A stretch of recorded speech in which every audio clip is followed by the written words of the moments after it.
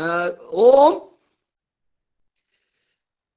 मेरे प्यारे आदरणीय गुप्ता जी बोलिए, आपकी आवाज आ रही है। हाँ मेरे प्यारे किसान भाइयों बहनों, मैं डॉक्टर वाईसी गुप्ता इस वर्ष में फरवरी में 2022 में रिटायर हुआ था as a dean doctor Yashwant Singh Parmar university of horticulture forestry में। और अपने 33 साल के कैरियर पे मैंने 1988 से असिस्टेंट फ्लोरिकल्चरिस्ट मैं फूलों का वैज्ञानिक रहा। और साथ साथ में मेरा जो एजुकेशन है कंबाइंड हॉर्टिकल्चर से भी रहा है और फॉरेस्ट्री भी मैंने कुछ 1.5 साल पीएचडी फॉरेस्ट्री की है। मैं पीछे अभी 7 दिन के लिए 10 अक्टूबर से 17 अक्टूबर तक योगपीठ पतंजलि वेलनेस में आया था। तो वहां पवन जी से मिला और उनियाल जी तो मेरे पिछले 24-25 सालों से जुड़े हैं हम उनके साथ। तो मेरे किसान भाइयों, मैं आपको कुछ ऐसी महत्वपूर्ण जानकारी जो भी जितने भी फार्मर इस टाइम 8 या 10 स्टेट से राज्यों से जुड़े हुए हैं उनके, क्योंकि मैं कई लोगों ने मुझे देखा नहीं है फिर भी उनके साथ वार्तालाप फोन के द्वारा होता है और वो लगभग 5 से 10 लाख का प्रति वर्ष बिजनेस करते हैं।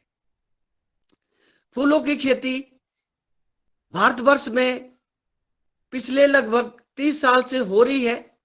वर्ष 1990 से 1995 में फूलों की खेती में बहुत बड़ा एक प्रगति हुई थी सरकार की तरफ से भी, और बड़े बड़े प्राइवेट फार्म भी आए। और उससे पहले हमारे भारतवर्ष में फूलों की खेती ओपन में होती थी। ओपन का मतलब जो आमतौर पे हम गेहूं, धान, मक्का, बाजरा, ज्वार की खेती करते हैं, तो वो भी खेती हो रही है। तो आप लोगों का, जितने भी हमारे किसान भाई बहन हैं, आज एक स्टैंडर्ड ऑफ लिविंग को बढ़ाने के लिए, जैसे सरकार का एक प्रयास था डबलिंग फार्मर इनकम, तो मेरे पास ऐसे एग्जाम्पल है, उदाहरण है कि जिससे फार्मर जो खेती करते हैं फूलों की उनको बहुत लाभ होता है और लगभग 4 गुना भी उन्होंने खेती की है। मैं जैसे आपके उत्तराखंड में हमें फूलों को चुनाव करना है कि कौन सा फूल किस जगह लगाया जाए। जो पहाड़ी राज्य है उनमें और मैदानी राज्यों में बहुत अंतर है। अब जैसे मैं उदाहरण दे रहा हूं, कार्नेशन की खेती हिमाचल में नंबर 1 पे है। इस टाइम लगभग यहां पर हमारे पास 500 हेक्टेयर में कार्नेशन की खेती हो रही है। तो कार्नेशन एक ऐसा फ्लावर है जिसके कारण से वो वर्ल्ड के टॉप 10 कट फ्लावर में है और साल में, और इसकी खेती केवल हम पॉली हाउस में ही करते हैं। अब फूलों की खेती द्वारा आजीविका को कैसे किया जाए। आमतौर पे किसान भाई समझते हैं कि फूलों में केवल जो फूल ही उगाते हैं, तो मेरे पास मैं आपको एक एक करके बताऊंगा कि कौन सी खेती कहाँ की जाए। अब जैसे मैं बात करता हूं पॉली हाउस में फूलों की खेती।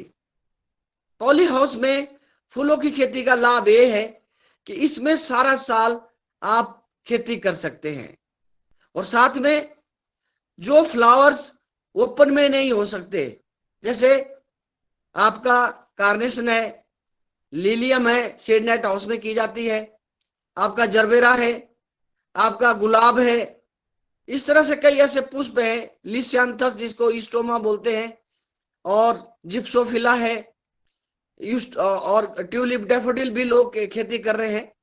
उससे पर स्क्वायर मीटर में हमें लाभ मिल रहा है।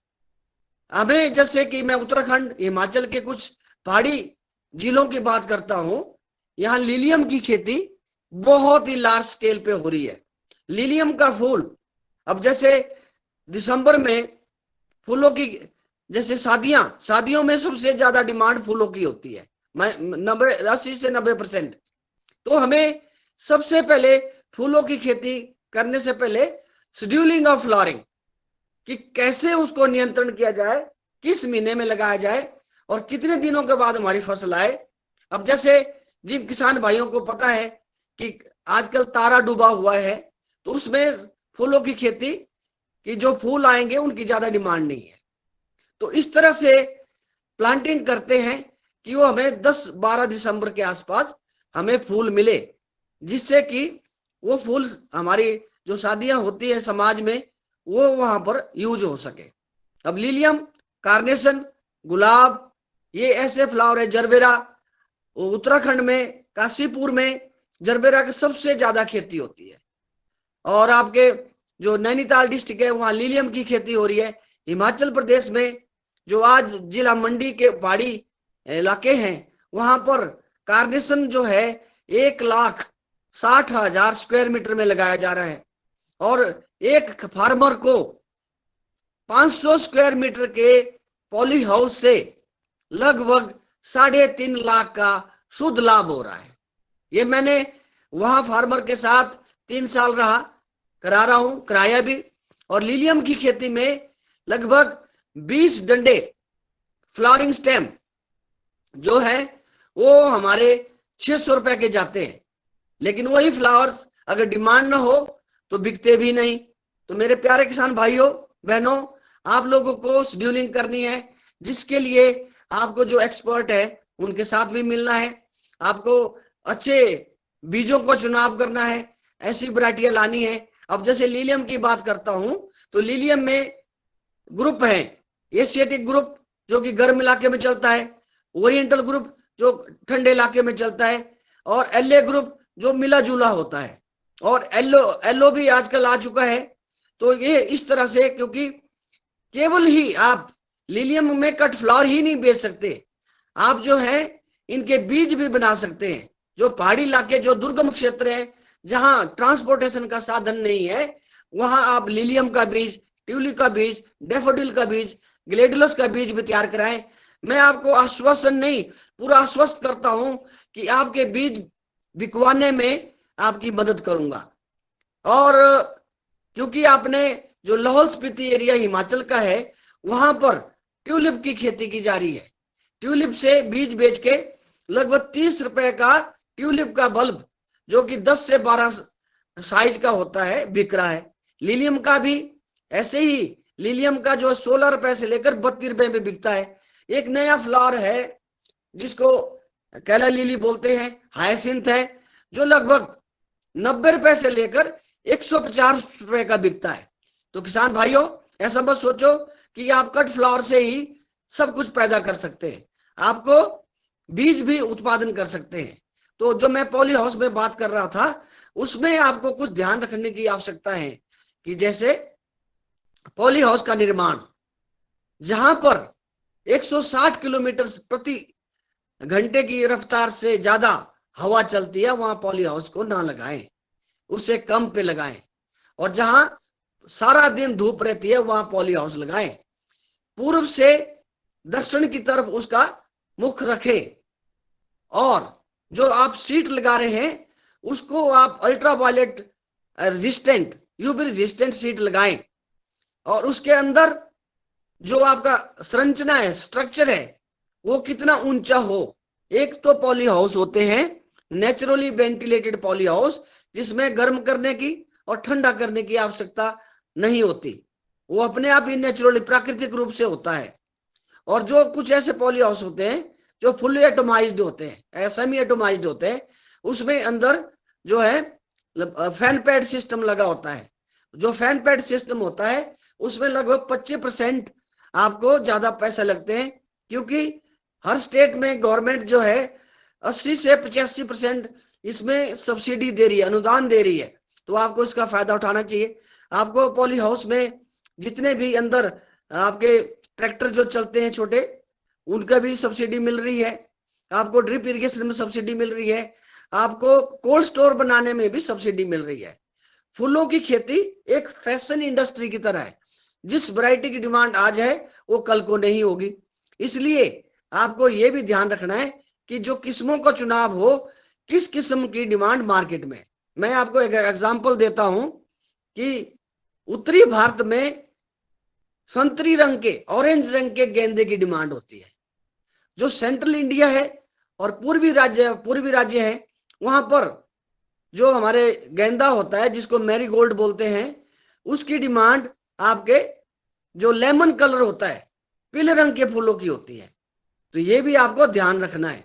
कार्नेशन में आपको ज्यादातर लाल रंग की, पीले रंग की, सफेद रंग की और पिंक कलर की होती है। गुलाब में लाल रंग की डिमांड ज्यादा होती है। आपके जो लिलियम है उसमें सफेद और पीला सबसे ज्यादा डिमांड में होता है। तो प्यारे किसान भाइयों, इनको केवल आपका धर्म या पर्पज फूल उगाना नहीं है, आपको उसको इंडस्ट्री के रूप में लेंगे। अब फूलों की खेती ऐसी नहीं रहेगी कि जैसे लगा दिए, कोई आया फूल दे दो पूजा के लिए, नहीं। आपके अब पर स्क्वायर मीटर में बहुत खर्च आता है, आपका खाद पानी और इंसेक्टिसाइड पेस्टिसाइड भी लगते हैं।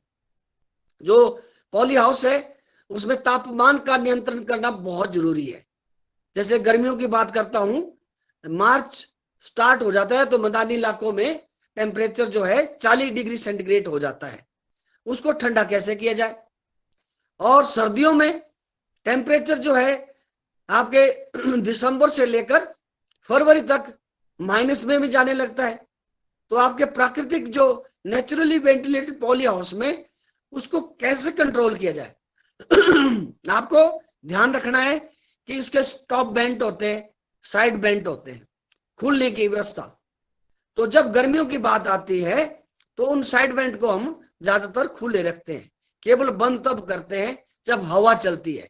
उसमें लॉक लगे होते हैं, उन लॉक के साथ आप उसके जो गियर होता है उसको ऊपर फंसा देंगे तो वो हिलता नहीं तो पॉली हाउस की सीट को फाड़ता है।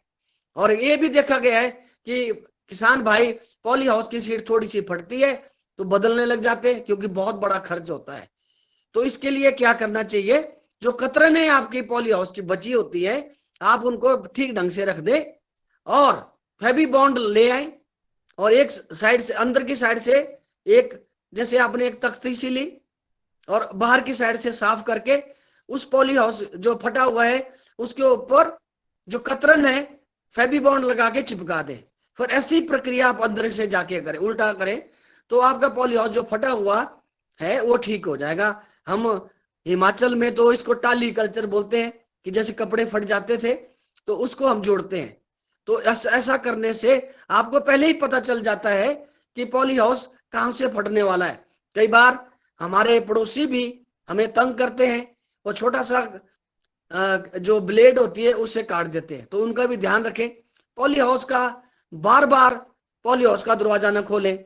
आपकी जो सीट फटती है या एंटी इंसेक्ट नेट होती है वो भी फटनी नहीं चाहिए, क्योंकि उससे वहां कीड़े घुस जाते हैं। पॉली हाउस में आमतौर पे ज्यादातर जो बीमारियां हैं वो एक कीड़ा होता है माइट। माइट्स का सबसे ज्यादा भयंकर प्रकोप उसमें होता है, और व्हाइट फ्लाई। अगर ये एक चली गई तो बहुत मुश्किल होगा कंट्रोल करना। तो इसलिए टेम्परेचर का ध्यान, जब गर्मियां होगी तो आपको 25 डिग्री सेंटीग्रेड से नीचे ही टेम्परेचर रखना है। अगर सर्दियां हैं तो आपको 10 से ऊपर, मिनिमम 10 से ऊपर ही टेम्परेचर रखना है रात को।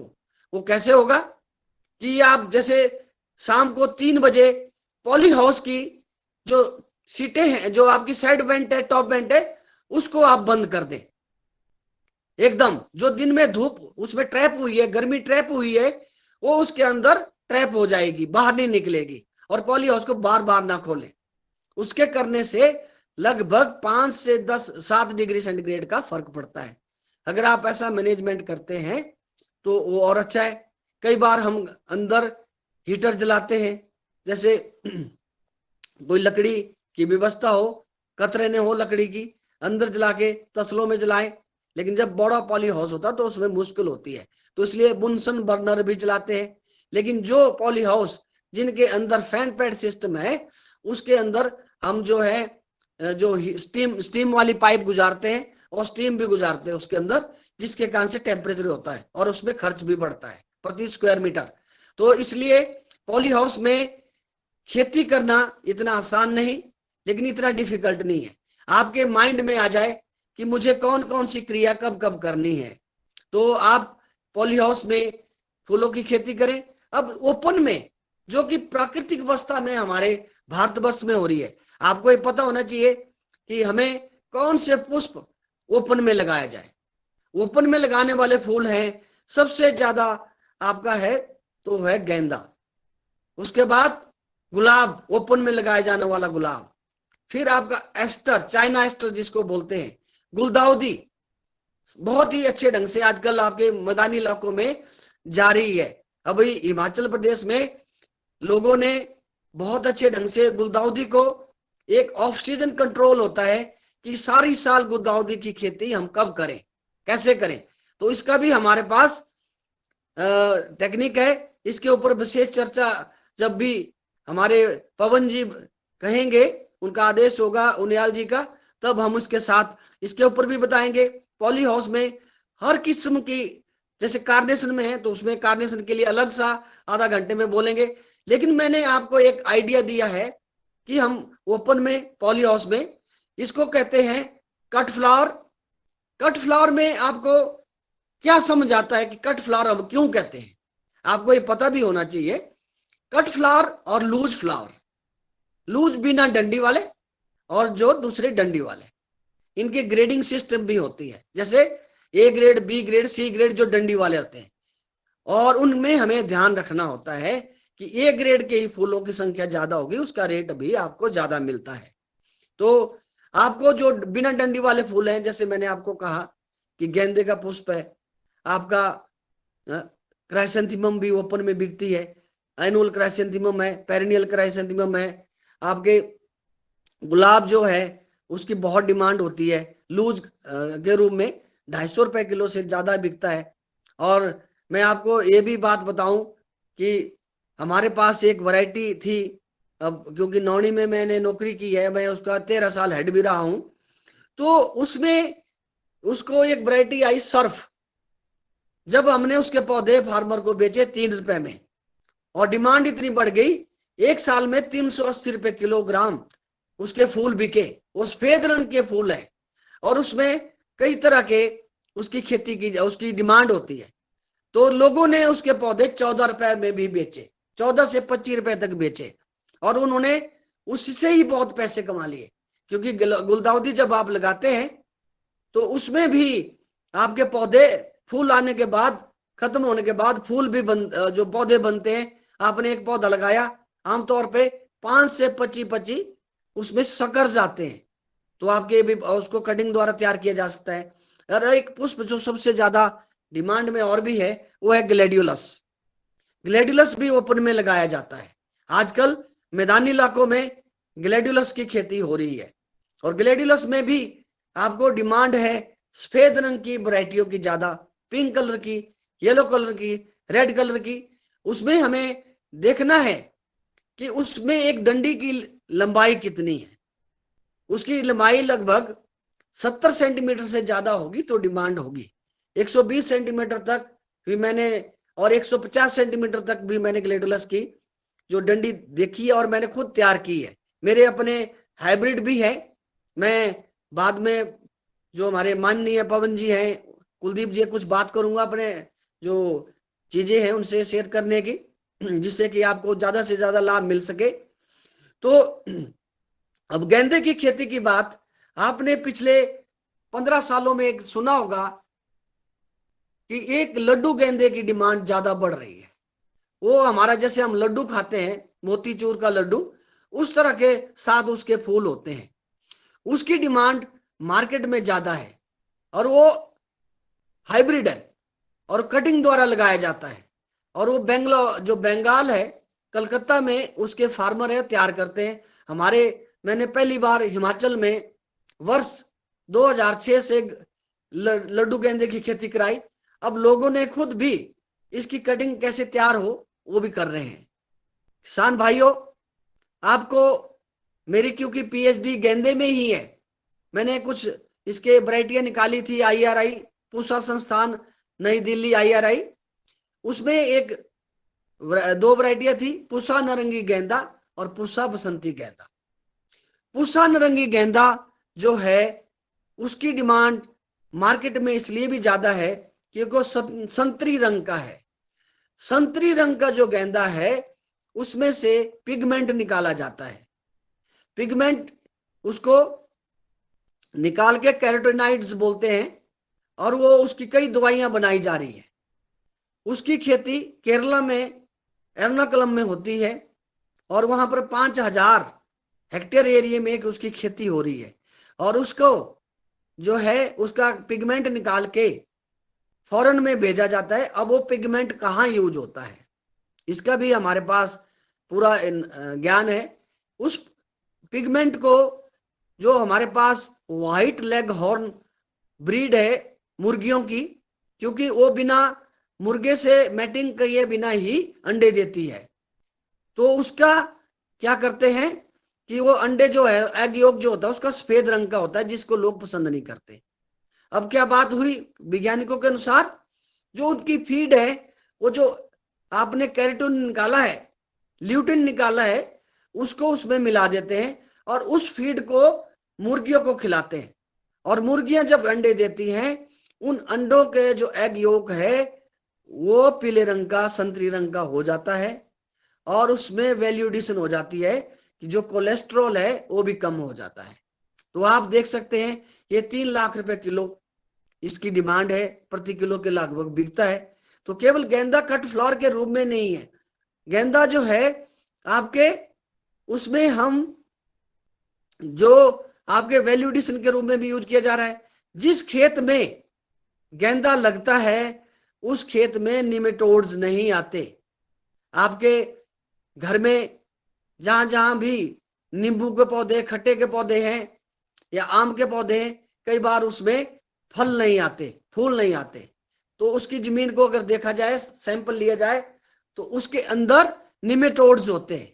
अगर आप गेंदा वहां लगा दें तो गेंदा लगाने से एक ट्रैप क्रॉप है, वो निमेटोड्स भी करती है और वो जो इंसेक्ट उसके ऊपर जाते हैं उनको भी कंट्रोल करती है।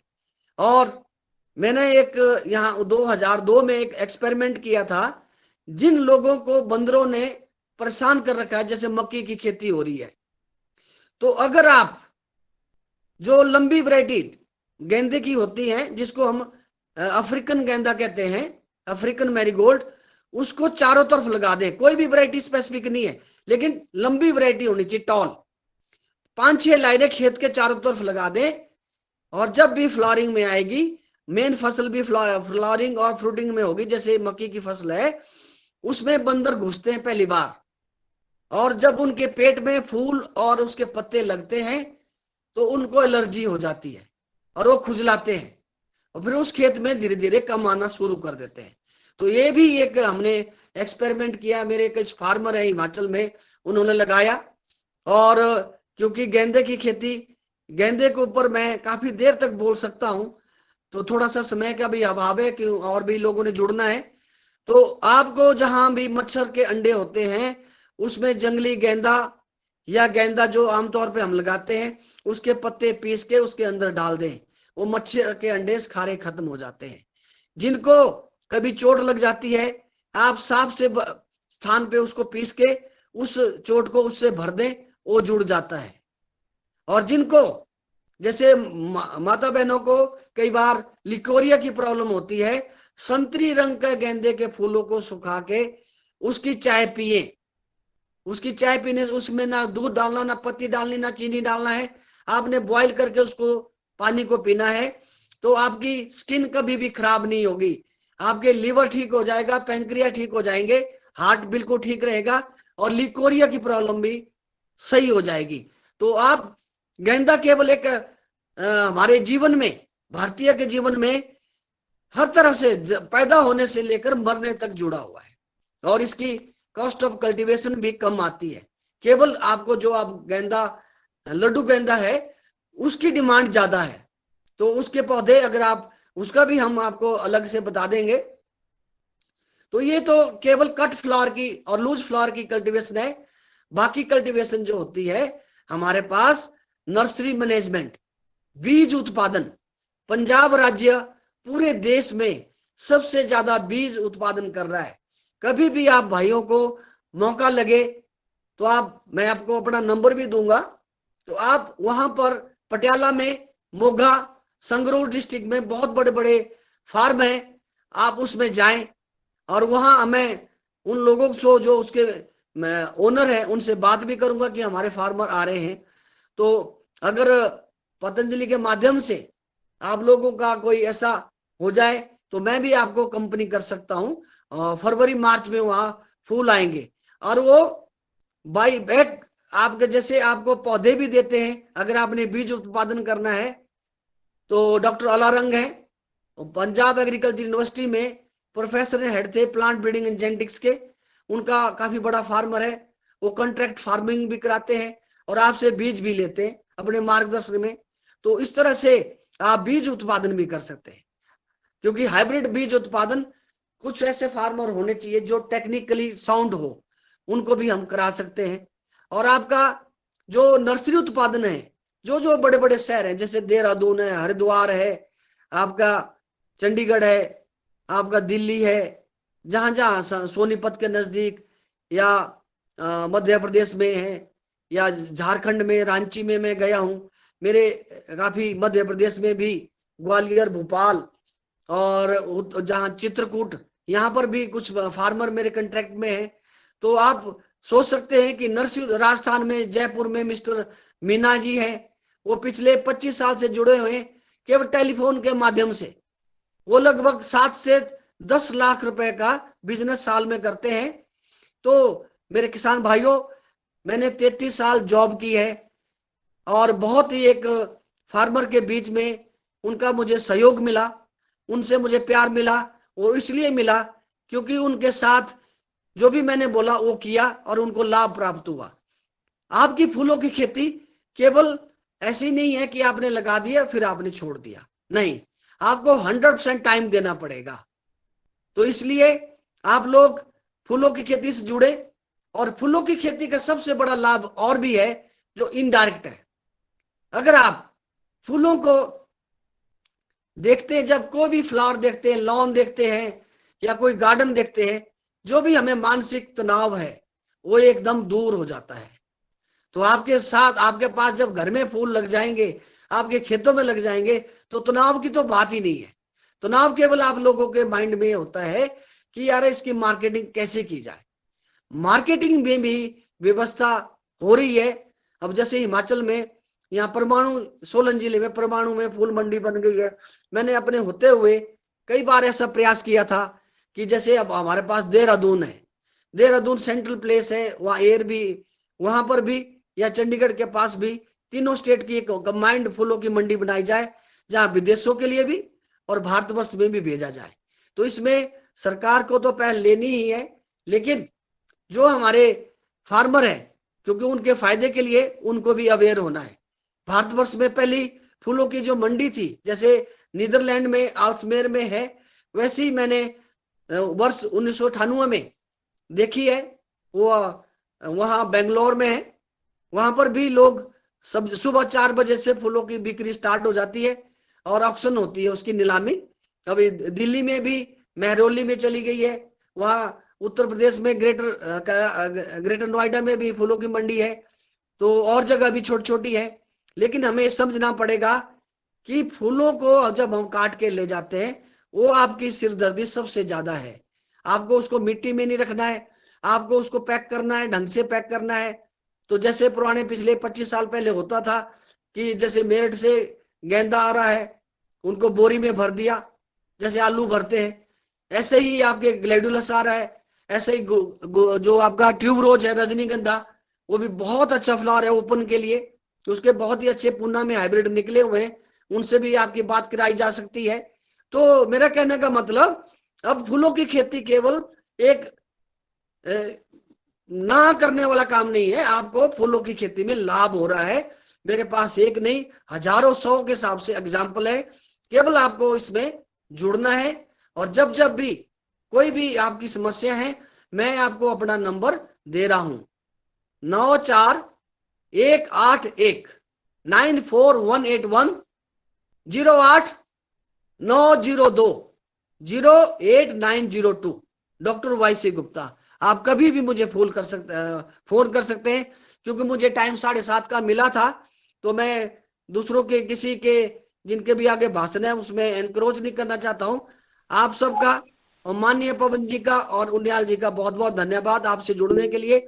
मैं आशा करता हूं कि ये जो मेरा संवाद आपके साथ हुआ है, आप लोग इसमें ज्यादा से ज्यादा अभी क्वेश्चन भी पूछना चाहे पूछ सकते हैं। धन्यवाद। सर तो आपका नंबर ये रिपीट कर दीजिए सर। 94181 9481 है 181 181 जी 08 08 902। 902। धन्यवाद सर जी। जी सर। जी धन्यवाद धन्यवाद डॉक्टर गुप्ता जी। डॉक्टर गुप्ता आपका बहुत बहुत धन्यवाद। मैं पवन कुमार बोल रहा हूँ। आपको जी देख नमस्कार सर। करके नमस्कार। फिर से बहुत खुशी हुई है। और आज हमारा 556वें योगाहार दिवस में आज आपने योगाहार को फूलों के साथ सजा दिया है, तो इसका आपको बहुत बहुत अभिनंदन है। नमस्कार। कल हमारा 555वां दिन था और इसमें हमारा जो दिवस था वो संगीतमय था। आज बिल्कुल फूलों की बगिया, हमारी योगाहार की फूलों की बगिया आज आपने सजाई। और इस प्रकार से यह जो कार्य आप कर रहे हैं, और अभी आपके पास बहुत सारे प्रश्न आएंगे। मैंने इंटरवीन इसलिए कर दिया क्योंकि मुझे अभी आगे जाना है और जी मैंने जी सोचा कि मैं इसका लाभ लेते हुए अपनी बात कह दूं। तो जी आज बहुत सुंदर तरीके से हमारी, आज आपने बहुत संक्षेप में बताया और आपका ज्ञान बहुत विस्तार है, आपके पास भंडार है। और इससे, इस ज्ञान के भंडार से निश्चित ही हमारे बहुत सारे किसान जो अब आपसे प्रश्न पूछेंगे और आगे भी जी जी संपर्क करेंगे, तो जी सर। निश्चित रूप से उनको लाभ मिलेगा। और आपके जो तकनीकी जानकारी है और आपके जो अभी तक के जो किसान जुड़े हुए हैं, ऐसे किसानों को भी आने वाले समय पर, जो कि बहुत इनोवेटिव तरीके से काम कर रहे हैं, अलग अलग जलवायु क्षेत्र में काम कर रहे हैं, उनको भी इस योगाहार मंच के माध्यम से, आपके माध्यम से बुला करके उनके अनुभव को भी हम लोग सुनना चाहेंगे। और जी जी इससे क्या होगा कि हमारा जो ये कार्यक्रम हमने करते हैं, ये फार्मर टू फार्मर भी कई बार जो कम्युनिकेशन हो जाते हैं, अनुभव, एक्सपीरियंस शेयरिंग हो जाती है, उससे भी कई बार हमारे किसान समझ पाते हैं, लाभान्वित हो पाते हैं। तो हमें किसान और वैज्ञानिक और ऐसे इस क्षेत्र में काम करने वाले जितने भी साथी हैं, सबकी बात हम सुनने का प्रयास करते हैं और उससे सीखने का प्रयास करते हैं। जी तो मुझे आज अपनी बात यहीं विराम करते हुए आपको पुनः एक बार धन्यवाद करते हुए, और आप, आशा है कि इसी प्रकार से इस कार्यक्रम में निरंतर जुड़ते रहेंगे, इस जी जी आशा के साथ अपनी वाणी को विराम देता हूँ। नमस्कार सभी को। ओम नमस्कार। धन्यवाद। धन्यवाद आदरणीय सर, पवन सर जी। और आपने जैसा कहा है कि कल हमारा संगीतमय युगाहार था और आज गेंदा के फूलों से फूलमय और खुशबू और हो गया। और आदरणीय वाईसी गुप्ता जी ने तो बहुत महत्वपूर्ण बातें बताई आज, जो जीवन में पहली बार सुनने को मिली कि गेंदा के फूल से क्या क्या हो सकता है, गेंदा के पेड़ का क्या क्या उपयोग हो सकता है। विभिन्न विद्वान हमारे सदन में उत्सुक हैं आपसे सवाल करने के लिए और बात करने के लिए। मैं चाहूंगा कि आदरणीय डॉक्टर किशोर दुबे जी अपना संवाद जारी रखें। आदरणीय किशोर दुबे जी। धन्यवाद मुनिलाल जी। आज की कक्षा बहुत अच्छी रही और हम फूल के क्षेत्र में बहुत अच्छे ध्यान से प्रवेश कर सके। बहुत सारी जानकारी जो किसानों को बहुत फायदेमंद होंगी। जैसा उन्होंने ग्लैडियोस बल्ब का उदाहरण दिया कि जो 30-40 रुपए में नॉर्मल में बेचा जाता है, उसकी कीमत आपने बताई कि 180 से लेकर तो 300 रुपए तक भी बेचा जा सकता है।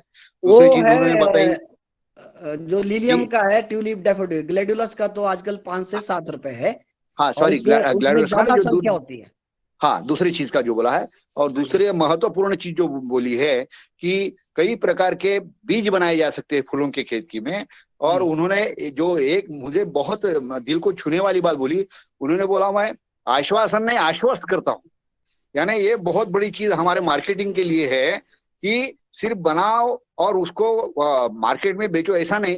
तो उन्होंने खुद बोला है कि मैं तो किसानों को मदद करूंगा कि सिर्फ इस तरह से बीज बनाए जाए, या उन्होंने जो भी अलग अलग प्रकार के मॉडल्स बोले हैं, या जैसा कि टेम्परेचर मेंटेन करने के लिए पॉली हाउस के लिए कुछ प्रिकॉशंस दी है, कुछ सुझाव दिए हैं, यह बहुत ही महत्वपूर्ण है। इसके आधार पे छोटे किसान भी मतलब उसी क्षेत्र में नहीं, और उन्होंने जैसा कहा कि यानी मैदानी क्षेत्र में भी वो मार्गदर्शन करेंगे। तो ये ऐसा एक उन्होंने नुस्खा दिया है कि जिसके बदौलत छोटा से छोटा किसान जो आपका और हमारा सबका जो केंद्र बिंदु है, उसको बहुत मदद मिलने वाली है।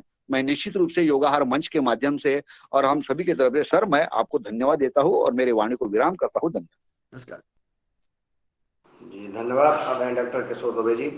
आप का मार्गदर्शन हमेशा सदन को मिलता है और आप वरिष्ठ वैज्ञानिक हैं, बुद्धिमान हैं, और आपने जो अपनी बात रखी सदन में, और मैं तो हमारा तो है कि आज आदरणीय गुप्ता जी का तो अभी एक दिन में पूरा नहीं होगा।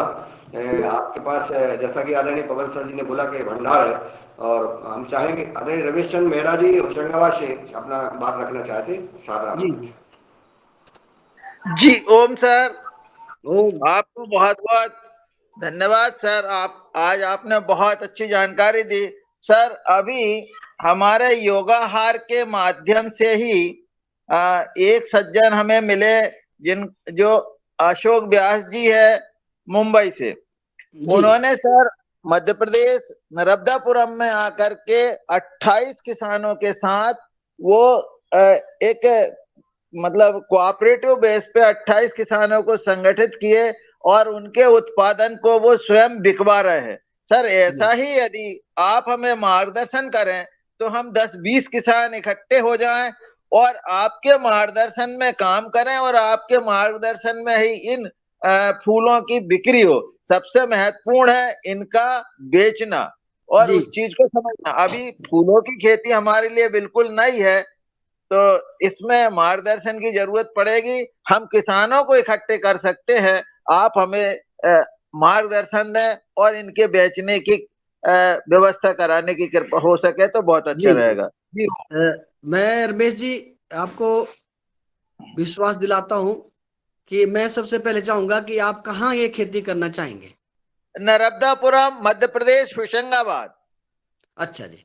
और वो वहां क्षेत्र वैसे है सर मध्य प्रदेश में आजकल जो है दिल्ली में गुलाब आता है, मध्य प्रदेश में बस्तर से और जो इलाके हैं वहां से गुलाब की खेती भी हो रही जो आदिवासी है। तो हम जी उसके अनुसार आपके साथ बैठ के टेलीफोन से बात करके किस किस फलों की खेती वहां हो सकती है।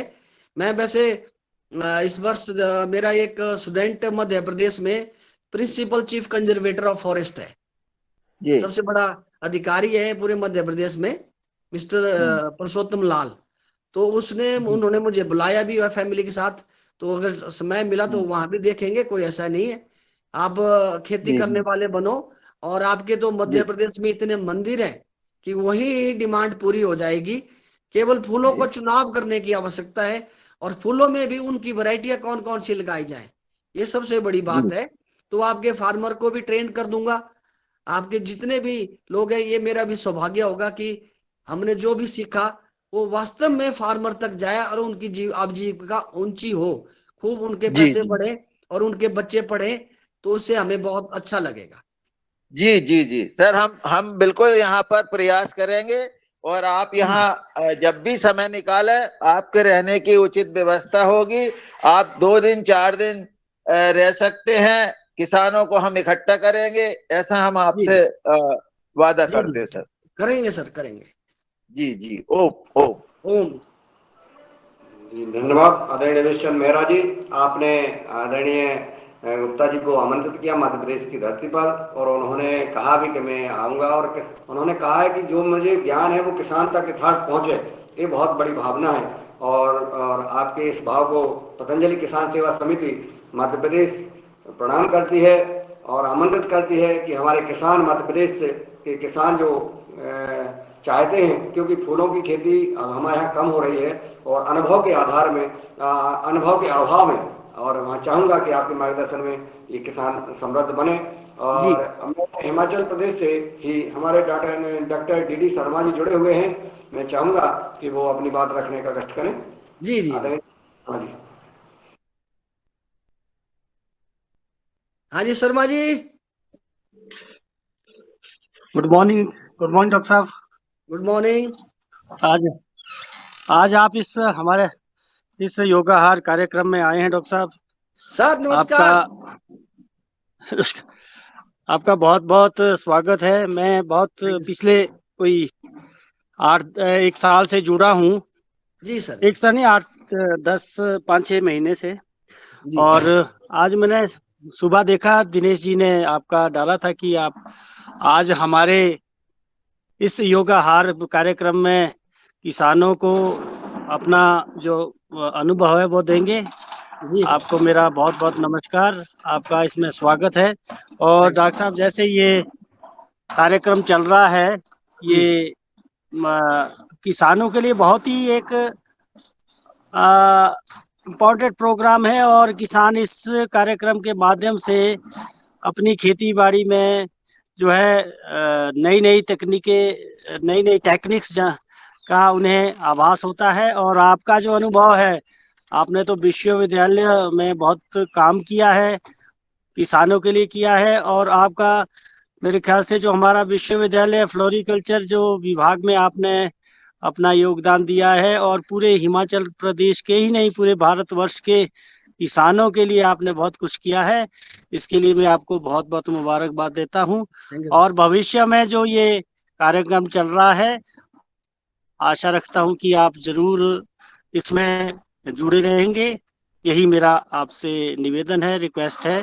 सर, और आप मुझे किसानों आप के साथ अपना नंबर जो है व्हाट्सएप करना। सेवानिवृत्ति के बाद जुड़े जी।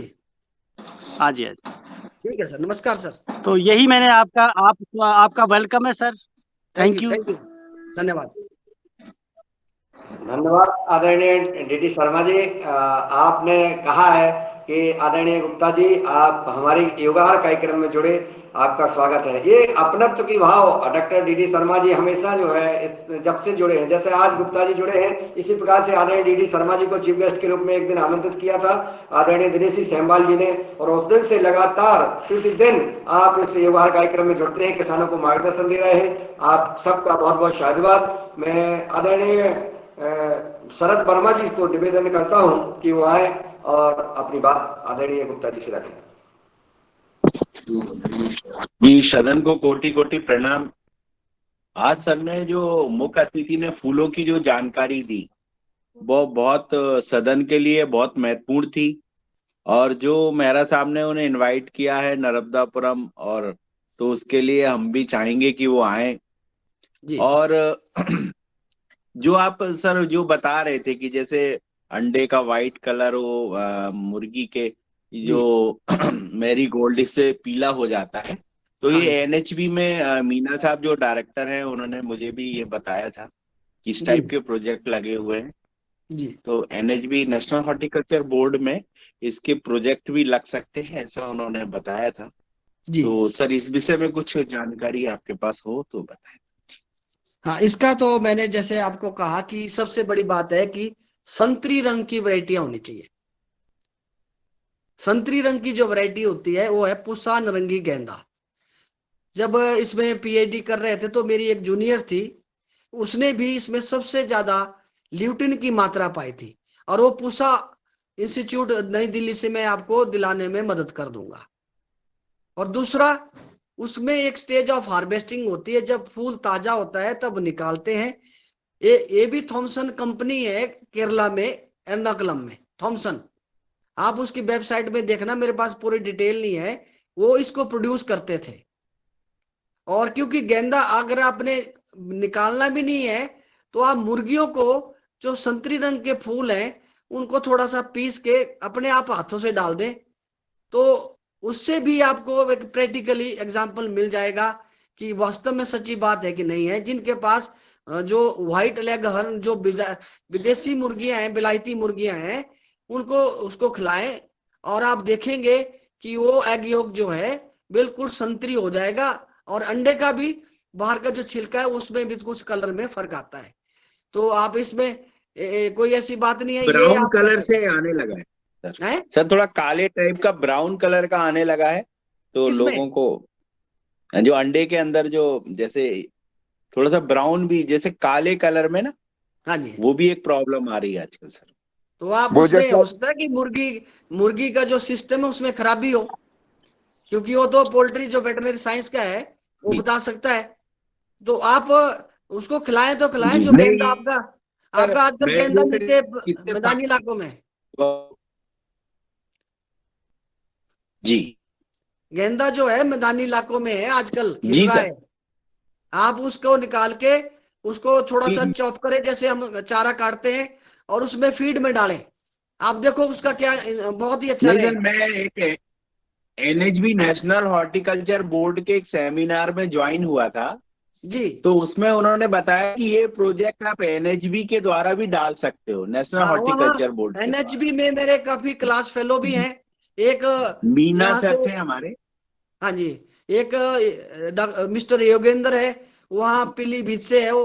एक मीना जी है, एक बीपी सिंह है, काफी लोग हैं। एक अग्रवाल जी भी हैं। तो आप कोई भी ऐसा होगा तो उसमें भी आपकी मदद कराएंगे।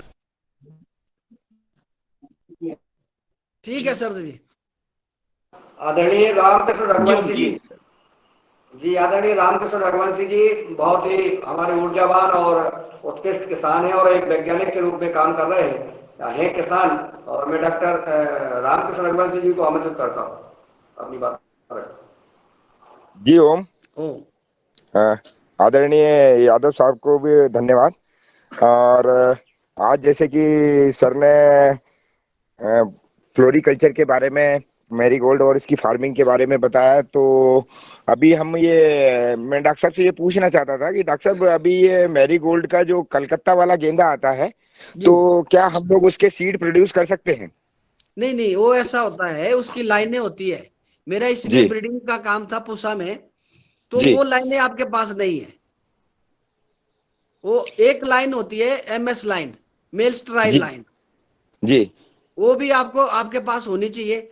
फिर उसका मेल जो फीमेल लाइन तो एमएस लाइन है, और जो टेस्टर पेरेंट होता है, जैसे पूसा जी नारंगी के अंदर टेस्टर पेरेंट हुआ, तब जी आपको उसके साथ वो चाहिए। तो आपको केबल कटिंग जो है 1 रुपए 15 पैसे में पहले मैंने लोगों को दिलाई है, कलकत्ता से FOR चंडीगढ़ जी तक। तो आपको भी अगर चाहिए होंगी तो मेरा नंबर मैंने जैसे बताया व्हाट्सएप का है। आपको कलकत्ता के जो वैज्ञानिक है उनसे जुड़वा दूंगा, और वहां से आ जाएगा। और उनसे भी बात करेंगे कि आपको बीज दे दे, बीज भी जी मिलता है। तो उसमें भी, क्योंकि बीज की जो कीमत होती है वो ज्यादा होती है। एक बार आपको पौधा आ गया, उससे कटिंग कैसे लेनी है वो मेरे पास छोड़ दो आप, वो मैं आपको सिखा दूंगा। जी जी जी सर, वही है कि हम लोग क्या है, अभी सीड प्रोडक्शन पे जाएंगे। अभी मैंने सीड बुलवाया था राजस्थान में। एक भाई साहब हैं, वो इसका सीड का काम करते हैं, तो उन्होंने 900 रुपए के आसपास कॉस्टिंग आई थी मुझे, जिसमें मेरे 2000 पौधे तैयार हुए हैं सर अभी। नहीं, ये देखो, वो तो ठीक है। जो हाइब्रिड सीड है, जी जो हाइब्रिड गेंदे का सीड है इनका सीरीज का, वो लगभग 8 लाख रुपए किलो है। और जो पुष्पन रंगी गेंदा है वो 5 से 10 हजार रुपए किलो मिलता है, जो ओपन पॉलिनेटेड वैरायटी होती है। यहाँ पे समझो, open pollinated and hybrid seed, ये दोनों अलग अलग है। तो जी हाइब्रिड सीड आपको मिलता है, कोई आपकी कंपनी तैयार हो जाती है, पर रेट ज्यादा है। तो फिर भी मैं ट्राई करूंगा। कलकत्ता के जो फार्मर है उन्होंने तैयार कर रखा है, तो उस यूनिवर्सिटी से भी आपकी बात करा देंगे। और जी कुछ यहाँ बेंगलोर में भी, IHR में भी मैडम तेजस्विनी है, क्योंकि ये सारे मेरे दोस्त रहे हैं, काम इकट्ठे किया, तो उनसे मैं आपकी मदद करा दूंगा। जी डॉक्टर साहब, कोटि कोटि धन्यवाद। नमस्कार। जी ओम। धन्यवाद रामकृष्ण जी। मैं हमारे सदन में देहरादून से वरिष्ठ वैज्ञानिक डॉक्टर विनोद भट्ट जी जुड़े हुए हैं, और मैं चाहूंगा कि वो अपनी बात रखने का कष्ट करें। आदरणीय डॉक्टर विनोद भट्ट जी संवाद करने का कष्ट करें प्रोफेसर साहब से। जी ओम, नमस्कार। डॉक्टर साहब ने आज बहुत अच्छी जानकारी दी और वास्तव में जो है फूलों से महका दिया। तो आपका बहुत बहुत धन्यवाद। नौनी में मैं कई बार विजिट किया हूँ, आपसे जी मुलाकात नहीं हुई, लेकिन मेरे ब्रदर ने भी वहाँ पे कुछ समय बिताया था। वो अभी जी, हिमाचल यूनिवर्सिटी में है, डीन प्लानिंग। तो अच्छा मेरा हिमाचल से काफी करीबी रिश्ता रहा है, क्योंकि मेरा बचपन हिमाचल से हिमाचल में बीता है, तो हिमाचल मुझे अपना दूसरा घर लगता है। बहुत तो बढ़िया। जी, तो मैं ये आपने बहुत अच्छी जानकारी दी, और अगर मैंने देखा है कि फूलों से किसान को बहुत अच्छी आमदनी हो सकती है। उसमें थोड़ा-सा अगर तकनीकी जानकारी आपको है, तो अगर तकनीकी जानकारी का अभाव है, तो फिर आपको उसमें नुकसान की भी संभावनाएँ हैं। तो इसमें काफ़ी, और बहुत, अगर एक बार समझ गया व्यक्ति तो बहुत आसान है। जी लेकिन अगर गलतियाँ की तो फिर वो उसको उसका खामियाजा भी भुगतना पड़ेगा। तो आपके मार्गदर्शन में निश्चित रूप से ये सारी संभावनाएँ तो बिल्कुल भी नहीं है कि किसी को कोई नुकसान हो सकता है। तो इसमें अच्छे शुरुआत में अच्छे मार्गदर्शक के साथ अगर काम किया जाए, तो जी। इसमें बहुत बहुत अच्छी संभावनाएँ हैं। बहुत-बहुत धन्यवाद डॉक्टर साहब। कभी मुलाकात होगी, ऐसा मेरा विश्वास है। मैं वैसे बाय नेम तो आपका मुझे कुछ याद है, मिस भट्ट, डॉक्टर भट्ट। और एक जिनको चिपको मूवमेंट चलाया था आपके उत्तराखंड में सबसे पहले जो थे, मिस्टर भट्ट, जो दिल्ली में रहते हैं, जी, चंडी प्रसाद भट्ट। चंडी प्रसाद, वो भी मेरे पास आए और बहुत इम्प्रेस थे। उन्होंने जी, अपने बेटे की तरह मुझे ट्रीट किया। जी, जी, जी। तो उनके साथ भी मेरा रहा हुआ है। काफी लोग मेरे पास उत्तराखंड से आते थे, क्योंकि नजदीकी है यहाँ से देहरादून। जी, हम 5 घंटे में पहुंच जाते हैं। जी, जी, तो देहरादून में भी काफी, क्योंकि उत्तरी जो पहाड़ी राज्य है, तो वहाँ फूलों की खेती की संभावना ज्यादा है। जी। जी धन्यवाद। ठीक है डॉक्टर साहब, नमस्कार। नमस्कार धन्यवाद सर। आपने डॉक्टर विनोद भट्ट जी। और आपको कौन नहीं जानता है, आपका साथ आप नवधन्या में आपने जो गति दी है, और अब आप पतंजलि ऑर्गेनिक रिसर्च इंस्टीट्यूट में मार्गदर्शन दे रहे हैं, आपको बहुत बहुत शाबाश। अब मैं आमंत्रित करता हूं आदरणीय रघुवीर सिंह रावत जी, देहरादून से ही हमारे वरिष्ठ वैज्ञानिक हैं, वो जुड़े हुए हैं। मैं चाहूँगा कि आप अपने प्रोफेसर साहब से संवाद करें। और प्रोफेसर साहब को देख रहा हूँ मैं, कपालभाति कर रहे हैं लगातार। जी यह बहुत बड़ी बात है, ये बहुत बड़ी बात है। मेरा वीडियो खोल करके अनुलोम विलोम करना ये प्रेरणा के लिए है कि हम जब 3 घंटे लगातार सुबह 5:30 बजे से 8:30 बजे तक हम लगातार ये संवाद करते हैं, तो जो हम सुनते हैं, सुनते हुए हम अपनी प्राणायाम करते रहें, और अगर हम जी प्राणायाम और कुछ व्यायाम करते हैं तो ये जीवन हमारा सफल जाएगा। ये इसमें कहीं कोई गुंजाइश, जैसा आदरणीय प्रोफेसर साहब कहते हैं कि हम विश्वास ही नहीं, अस्वस्थ भी करा रहे हैं। इसी प्रकार से अगर आप जो है कपालभाति अनुलोम विलोम करते रहेंगे और अपना संवाद जारी रखेंगे, तो हम अस्वस्थ करा रहे हैं कि आपके जीवन को कोई रोग छू नहीं सकता है। आदरणीय रघुवीर सिंह रावत जी। जी जी नमस्कार। सदन को मेरा प्रणाम। ओम। नमस्कार। डॉक्टर साहब को मेरा नमस्कार। नमस्कार अ, जी। जी। मैं सर आपसे थोड़ा सा ये जानकारी चाहता था कि जैसे कि आपने गेंदा के बारे में बताया, जी नारंगी गेंदा जी जो कि पिगमेंटेशन में जिसका है, और मुझे लगता है परफ्यूम में भी इसका उपयोग होता है। और दूसरा थोड़ा-सा इसके बारे में ये बता सकते हैं कि जैसे हम पर एकड़ या पर हेक्टेयर में इसका क्योंकि मैंने ये देखा है काफ़ी इस जो फूलों का कारोबार है, बहुत किसानों से मिला हूँ। तो जो जी कट फ्लावर होते हैं, जो जी ऑर्नामेंटल फ्लावर होते हैं, उनका एक जैसे आपने ही बताया कि एक सीज़न होता है।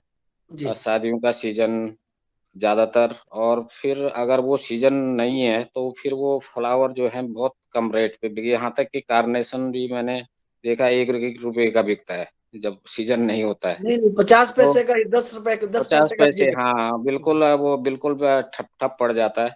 तो मुझे लगता है कि जो आपने बताया इस तरह के फूल हमारे लिए स्पेशली प्लेन्स में, क्योंकि पहाड़ में तो कई तरह के फूल हाँ हो जी सकते हैं, लेकिन प्लेन्स में एक एक गेंदा ही एक ऐसा फूल है, और दूसरा गुलाब जो जी जो हमें जो है हम ओपन में भी कर सकते हैं, और उसका बाई प्रोडक्ट तैयार हो सकता है। अगर वो नहीं बिका तो उसका हम उपयोग कर सकते हैं।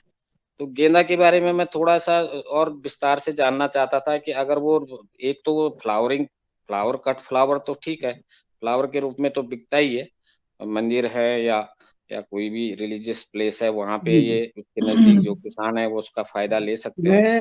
लेकिन उसका जो कमर्शियल उपयोग है, जो पिगमेंटेशन के लिए, उसका थोड़ा इकोनॉमिक्स बता सकते हैं कि कितना एरिया में देखो कितना अभी लेना एग्जैक्ट है? तो अभी जैसे एग्जैक्ट में आप दिन में जैसे बात होगी टेलीफोन से बता दूंगा। जी लेकिन मैं एक आपको बात बताऊं कि जब कोरोना काल आया, कोरोना काल में फार्मर ने कार्नेशन खेतों में लगा, अपने पॉली हाउस में लगा रखा था।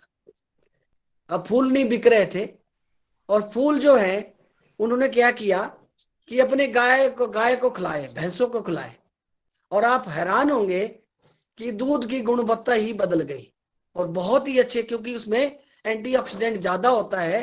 और वो गाय जो है जब बाद में फूलों की बिक्री स्टार्ट हो गई तो लोगों ने फूल खिलाना बंद कर दिए, तो उनकी क्वालिटी में फिर कमी आई। तो एक कोरोना काल ने एक हमें एक ऐसी बात बता दी कि अगर फूल नहीं बिकते हैं तो उसका क्या यूटिलाइजेशन हो, ये फार्मर नहीं कर सकता है। और जिनके पास लार्ज स्केल पे हो, जैसे मैंने आपको गेंदे का बताया, तो गेंदे का एक फार्मर मेरे पास मंदिरों से फूल इकट्ठा करता है, रविंद्र नाम है, उन्ना जिले का है, और वो अगरबत्तियां तैयार कर रहा है, और उसकी अगरबत्तियां फॉरेन जा रही है, एक्सपोर्ट हो रही है। तो एक तो ये वैल्यूडेशन होगी। जब आप बात कर रहे हैं कि गेंदे की, हम जब बात करते हैं एक हेक्टेयर में कितने हमें लाभ मिलता है, मैं वैसे मैंने हमारे यहाँ हिमाचल में तो हम 1 बीघा की बात करते हैं 800 स्क्वायर मीटर, उसको कन्वर्ट किया जा सकता है, तो 15 से 25 हजार रुपया प्रति बीघा हमें शुद्ध लाभ फूलों की खेती से, गेंदे की खेती से मिला है फार्मर को। और उसके इनडायरेक्ट बेनिफिट भी हुए हैं, जैसे मैंने आपको कहा कि हमारे जो निमेटोड्स है और कुछ और भी कीड़े हैं, उसका कंट्रोल हो जाता है। तो जो आप बात कर रहे हैं कि गेंदे की अगर हम फूलों से ल्यूटिन निकालते हैं प्रति बीघा, उसका क्या है, तो उसमें हमें 100 कुंटल फूल से लगभग हमारा 1 किलो निकलता है, जो कि 3 लाख रुपए बिकता है। और हमारे जो वैरायटियों पे डिपेंड करता है, तो उसमें माइनर चेंजेस आ सकते हैं, पर मैं आपको इसकी जानकारी पूरी दूंगा। जी धन्यवाद। ओम। और भी कोई फ्लावर है जो इस तरह से जिसका बाय प्रोडक्ट तैयार किए जा सकते देखो हैं? आजकल फार्मास्यूटिकल जो न्यूट्रास्यूटिकल है, आपके जो टिश्यू का फ्लावर होता है उसका डाई निकाली जा रही है, आपके गुड़हल की फूलों की निकाली जा रही है, गुलाब की निकाली जा रही है। गुलाब से तो हजारों प्रोडक्ट तैयार हो रहे हैं। गुलाब की इतनी किस्म, जो आपकी देसी वैरायटियां, पुरानी वैरायटियां थी, उनकी बहुत डिमांड है। तो वैल्यूडेशन होने से अब ये भी एक मैंने लेक्चर भी दिया है एडिबल फ्लावर्स, कि कुछ ऐसे पुष्प हैं जिनकी खेती की जाए केवल फूलों को खाने के लिए, वो भी आपके, उसकी भी डिमांड बढ़ रही है। जब से बीमारियां आई और हार्ट अटैक होने लग गए, तो एंटीऑक्सीडेंट की भी ज्यादा डिमांड बढ़ने लगी है।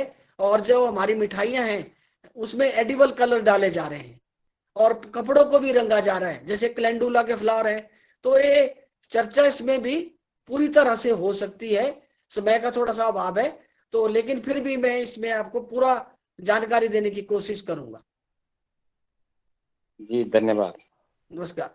धन्यवाद आदरणीय ओम। रघुवीर सिंह रावत जी। मैं आदरणीय दिनेश जी सेमवाल जी को सादर आमंत्रित करता हूँ। इसके बाद मैं प्रदीप राज जी को आमंत्रित करूंगा, और पहले मैं आदरणीय दिनेश सेमवाल जी को सादर आमंत्रित करता हूँ, वहाँ अपना संवाद जारी रखें। जी धन्यवाद। धन्यवाद आदरणीय। सभी आदरणीय सदस्यों को प्रणाम, मुख्य अतिथि जी का हार्दिक अभिनंदन, क्योंकि आप इस ऐसे विषय पर बात कर रहे हैं जो जीवन का विषय है, आशाओं का विषय है और आजीविका का विषय है। और मैं सीधी बात करूं तो आदरणीय कोई 2008 और 10 के बीच उत्तराखंड के मुख्यमंत्री हुए भुवन चंद्र खंडूरी जी। तो जी उस समय मैंने एक उन्हें प्रपोजल किया था कि जैसे मंदाकिनी घाटी में, असल में रुद्रप्रयाग से हूँ, तो पूरी जी मंदाकिनी घाटी को अगर सौंदर्यकरण करने की बात कही थी, जी और जैसे अगस्त्यमुनि क्षेत्र से, रुद्रप्रयाग क्षेत्र से केदारनाथ क्षेत्र, और जैसे बद्रीनाथ क्षेत्र के जो आसपास के क्षेत्र हैं, उनका सौंदर्यकरण में फूलों को लगाया जाए और जी वहाँ के किसानों को उसमें इन्वॉल्व करके किया जाए, ताकि जो तीर्थयात्री हैं वहां से ही फूल खरीदें और मंदिरों को चढ़ाएं, साथ में अपने साथ ले भी जाएं। जैसे कि छोटी सी परंपरा भी है, बहुत सारे किसान ले भी जाते हैं, बहुत सारे तीर्थ यात्री ले भी जाते हैं, लेकिन ये बात बनी नहीं। फिर मेरा विश्वविद्यालय में सिलेक्शन हुआ, पंतनगर गोविंद बल्लभ पंत विश्वविद्यालय में। तो मैं वो कृषि नीति में भी वहाँ पे जो एक एडिटिंग वगैरह की संभावनाएं, मैंने कुछ एडिटिंग वगैरह की थी कृषि नीति के लिए उत्तराखंड की। तब वैज्ञानिकों से भी बात की थी, लेकिन इतना ऊर्जापूर्ण वैज्ञानिक मुझे अफसोस है कि मुझे उस समय नहीं मिले, वरना इस दिशा में कुछ कार्य अवश्य ही होता। तो फिर मुख्यमंत्री जी भी बदल गए और फिर सबकी मानसिकता भी बदल गई।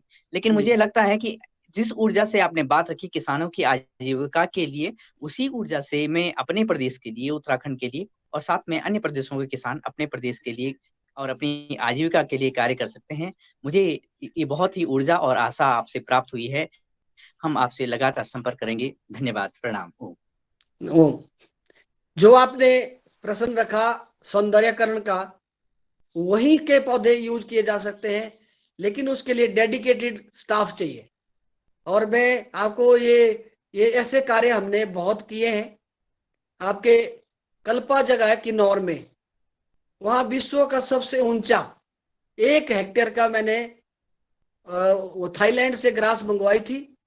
जो आदरणीय वहाँ नेगी जी थे, जगत सिंह नेगी, वो डिप्टी स्पीकर थे हिमाचल प्रदेश के, उस टाइम वो लगवाई, और वो बहुत ही बड़ा खूबसूरत जो ठंडे इलाके वाली ग्रास है वो लगाई है। और आजकल भी आप देख सकते हैं वो ग्रास जो है बर्फ में भी ठीक रहती है। यही ग्रास मैंने हिमाचल के जहाँ college of horticulture forestry 2200 metre पे एस्टेब्लिश किया मंडी में, मैं फाउंडर डीन रहा हूँ। तो वहां पर भी मैंने माननीय सीएम जो आजकल हैं उनके घर में लगाई, वो भी ग्रीन रही। तो ऐसा नहीं है, इसमें डेडिकेशन चाहिए और स्टाफ चाहिए, और वहीं की हमें जलवायु के जो पौधे मिलते हैं वो भी लग सकते हैं, और कुछ बाहर से भी मंगवा सकते हैं जो ठंडे इलाके के हैं। और आपका ये स्वप्न हम अगर हमें मौका मिलता है, क्योंकि जो ऊर्जावान की कमी बोल रहे हैं तो वो हमेशा रहती है। ऊर्जावान को कुछ ही लोग जानते हैं, बाकी वहां तो ऐसे लोग आ जाते हैं जो आपके आजकल भी चले हुए हैं। तो क्या बताएं, एक दुर्भाग्य है, लेकिन जब टीम बन जाएगी तो शायद धीरे धीरे बुराइयां भी चली जाएंगी। जी धन्यवाद सर, बहुत सुंदर। धन्यवाद आदरणीय प्रोफेसर साहब। आपका चेहरा जो है गेंदे के फूल की तरह जो है खुश दिख रहा है, और ऐसा ही दिखता रहे। और आपका जो भाव है अंदर का, जो किसानों के प्रति है, इस देश के प्रति है, इस प्रकृति के लिए समर्पित है। आदरणीय दिनेश जी ने कहा है कि जैसा कि उन्होंने प्रस्ताव दिया है कि हमारा देश और हमारा जो है एरिया लगभग फूलों से महके और किसानों को समृद्ध सुखी बनाए। बगल में हमारे प्रदीप राज वर्मा जी का चेहरा चमकता हुआ दिख रहा है। मैं उनको आमंत्रित करता हूं कि आए और अपनी बात रखें। आदरणीय प्रदीप राज वर्मा जी। सदन को कोटि कोटि प्रणाम, सादर प्रणाम। मुख्य अतिथि को भी बहुत बहुत प्रणाम। आज उन्होंने जो विलक्षण जानकारी दी है, अभी तक हमें तो इतना पता ही नहीं था कि फूलों से पे इतनी भी जानकारी हो सकती है। तो मैं बहुत बहुत साधुवाद करता हूँ उनका। और दूसरी बात, सबसे पहले मैं अपनी बात कहने के पहले एक बात बोलना चाहता हूँ कि वो अपना समय बता दें। हम नर्मदापुरम में उनका स्वागत करने के लिए बिल्कुल तत्पर हैं।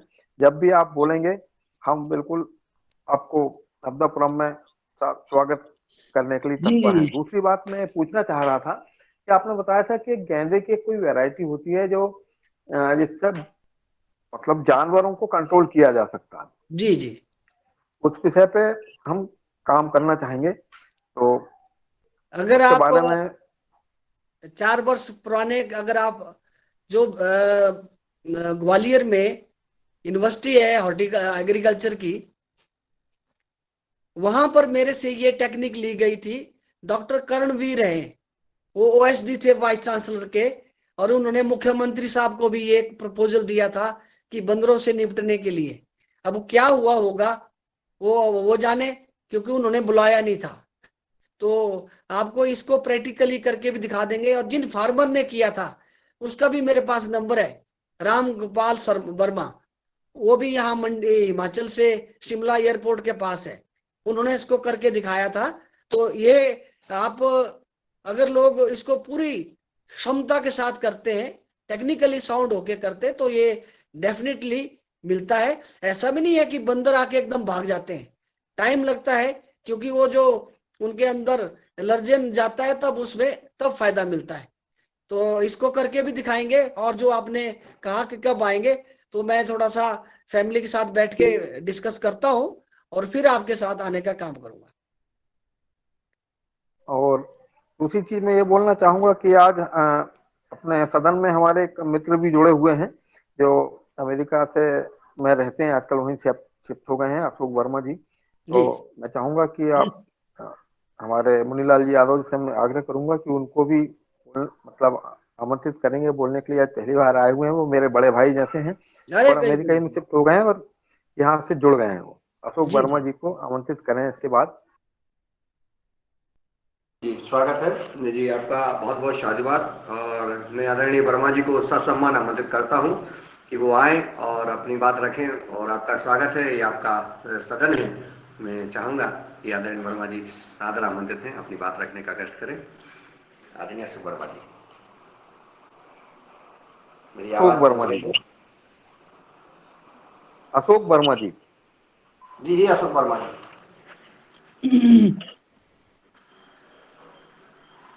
जी मेरी आवाज पहुंच रही है? शायद आवाज नहीं पहुंच रही। जैसे जी जी शरद वर्मा जी, आप कॉल कर लीजिएगा। तब तक मैं एक ऊर्जावान बहन सविता एलेनी जी को आमंत्रित करता हूँ। सविता बहन जी सदन में जुड़ी हैं और बहुत ही ऊर्जावान हमारी कृषक महिला हैं। मैं चाहूंगा कि वो अपना संवाद आदरणीय प्रोफेसर साहब से रखने का कष्ट करें।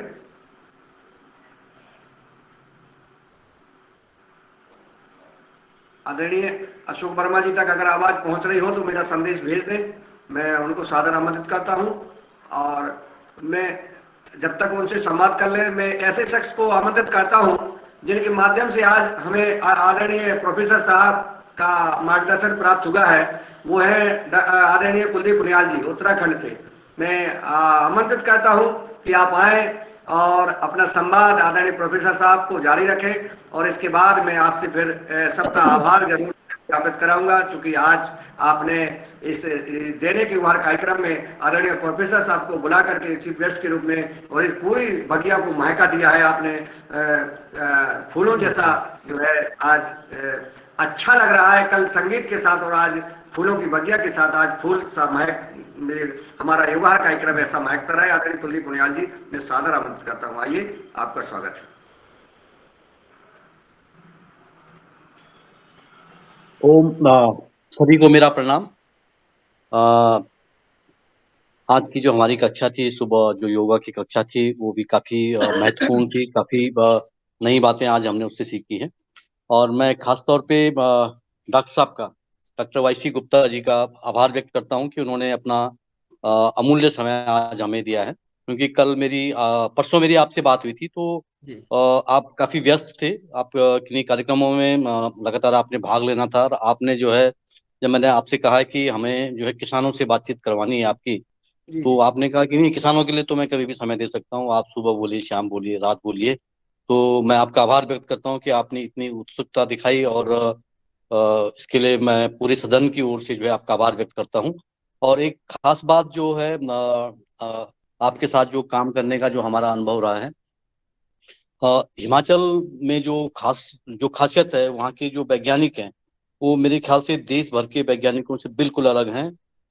ये बात मैंने अंदर से अनुभव किया है। क्योंकि मैं जब पिछले 2-3 दशक में जब उत्तराखंड में जब काम कर रहे थे हम लोग, तो हमें वैज्ञानिकों से बात करने में संकोच होता था कि भाई कैसे वैज्ञानिकों के सामने अपनी बात रखें, कैसे वैज्ञानिक हमें कैसे लेंगे। तो उत्तराखंड का जब हमारा जो अनुभव था, आभास हमें होता था कि भाई वैज्ञानिक जो है अपनी बात को कहते हैं और खत्म कर देते हैं। लेकिन वो हिमाचल के जो वैज्ञानिक हैं, उनकी खासियत ये है कि वो तो आपके दिलों में राज करने लग जाते हैं। वो जो है आपको आपसे ऐसे जुड़ जाते हैं, दिल से जुड़ जाते हैं कि फिर उसको निकलने का नाम नहीं लेता है। और फिर वो बात जो है एक लंबी यात्रा की तरफ चली जाती है। तो मैं हिमाचल के वैज्ञानिकों का बहुत बहुत आभारी हूँ कि उन्होंने अपने राज्य में ही नहीं, बल्कि उन्होंने उत्तराखंड में भी जो है अपनी इतनी उत्सुकता दिखाई कि जब जब हम उनके पास गए, तो उन्होंने कभी ये महसूस नहीं होने दिया कि वो किसी दूसरे राज्य के लिए सेवा की बात जो है हम उनसे कर रहे हैं। तो वो खुद ब खुद चले आते हैं खुद ब खुद उनसे एक बार अगर आप आग्रह करते हैं तो वो खुद ब खुद जो है हमारे पास चले आते हैं। तो मैं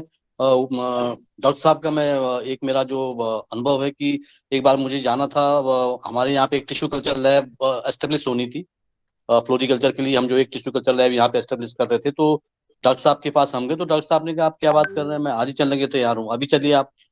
तो वो सीधा हमारे पास जो है एक दुर्गम क्षेत्र जो है उत्तराखंड का दुर्गम जिला है हमारा, जो है उत्तरकाशी है, बहुत दूरस्थ क्षेत्र है। वहां पे वो सीधे जो है चल पड़े हमारे साथ, और उन्होंने जो है हमारे साथ रहकर जो है पूरा जो है 1 सप्ताह हमारे साथ गुजारा। और हमारी पूरा जो है वहाँ पे टीम को भी एस्टेब्लिश किया, टीम में लोगों को भी दिया है, हमको नॉलेज भी दिया है, और हमारी लैब को भी एस्टेब्लिश किया है। तो ये बहुत खासियत है वहाँ के वैज्ञानिकों की। और जो वो बात कर रहे थे अभी कि भाई मैं आपकी मदद करूंगा या आश्वस्त करता हूँ, इसमें मेरा जो अपना अनुभव है कि वो इसमें जो है काफी दम है। और वो जब भी किसान चाहेगा या वहाँ के किसी भी क्षेत्र के लोग चाहेंगे कि उनकी मदद चाहिए, तो वो चले आएंगे आपके पास, और वो खुद ब खुद जो है इस काम को जो है अंजाम देने तक आपके साथ रहते हैं।